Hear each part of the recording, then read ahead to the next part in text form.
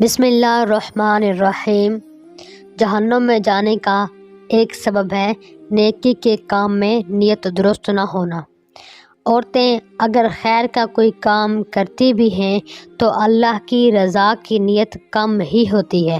اکثر یہ نیت ہوتی ہے کہ لوگ کیا کہیں گے۔ گناہ سے اس لیے بچتی ہیں کہ لوگ کیا کہیں گے۔ اس طرح گناہ سے بچنے کا ثواب تو نہ ملے گا، نیکی اس لیے کرنا کہ لوگ کیا کہیں گے، اس طرح تو نیکی کا ثواب نہیں ملے گا۔ نیت کی خرابی کی وجہ سے بیچاریاں اعمال کے ثواب سے محروم ہو جاتی ہیں اور پھر اس وجہ سے اپنے لیے جہنم میں جانے کا راستہ ہموار کرتی ہیں۔